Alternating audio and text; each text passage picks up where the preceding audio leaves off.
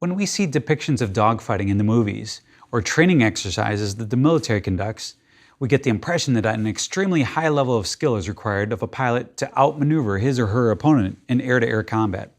This is absolutely true.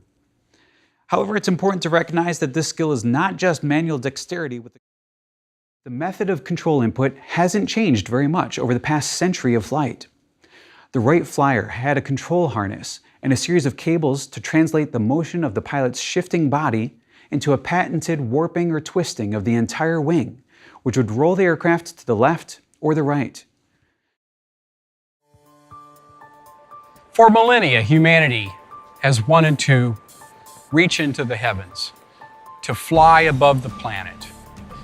We have seen this in numerous instances throughout our history, in Greek mythology. During World War I, there was a breakthrough. A man by the name of Hugo Junkers in Germany wanted to design an all-metal airplane. He needed to do something important before he could do that. He needed to have a thick wing, a thick airfoil, so he could put a big spar internally in that wing. The Bell UH-1, known universally as the Huey, was a transformation in aeronautical technology. When this aircraft first flew in 1956, it represented the maturation of the helicopter. Before then, the helicopter was a useful battlefield tool. However, it had significant limitations. In the Korean War, for instance, wounded had to ride in stretchers on the outside of the helicopter and would frequently be subjected to frostbite and other conditions.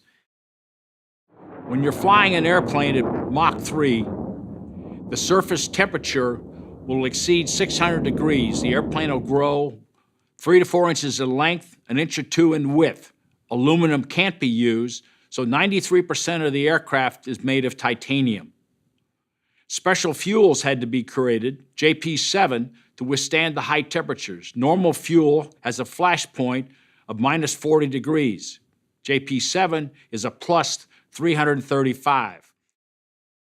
When the space shuttle was designed, the goal was to create a reusable orbiter that could be used again and again to lower the cost of spaceflight and to avoid having disposable spacecraft. And so the wings are another indicator of that, because the spacecraft had wings and could glide safely to a landing on Earth.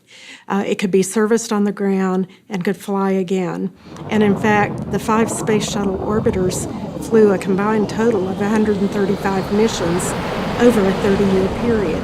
That too had never been done before. But the other distinctive feature of the space shuttle is not evident from a distance, but as you walk closer and closer to it, you see that its surface coverings are quite varied. There's a lot of texture there. We're at the Aviation Institute of Maintenance in Manassas, Virginia. I'm sitting in the Beech Queen Air, and we're going to take a look at the flight instruments and how they're put together. These are the 6-pack of instruments here. We've got the airspeed indicator, attitude indicator, altimeter, vertical speed, the heading indicator, and the yaw bank coordinator. For the controls, I've got the control stick here for the roll control. As I decelerate and pitch the nose up, a loud, obnoxious noise sounds in the cockpit. This is the stall warning horn, which is required on aircraft. Its sole purpose is to warn the pilot of an impending stall so that corrective action can be taken before a full stall develops.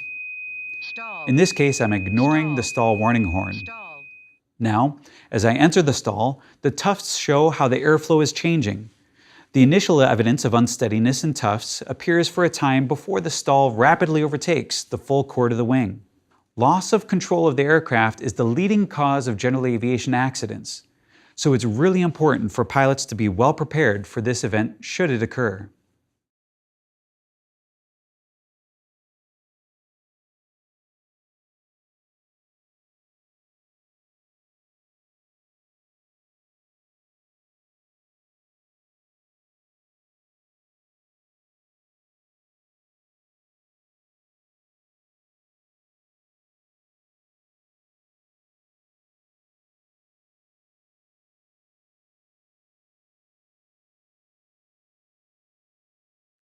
The glide path angle is important because it directly dictates how far we can glide.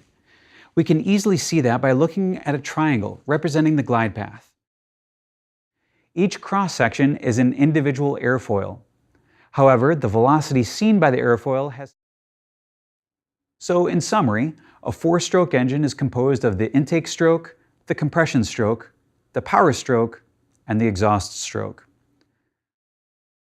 One of the most significant tools is to change the distribution of lift across the span of the wing.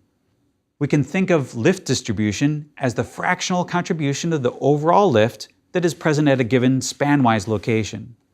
This is why the Supermarine Spitfire, a World War II fighter aircraft, was built with an elliptical-shaped wing. With this elliptical lift distribution, the induced drag was minimized.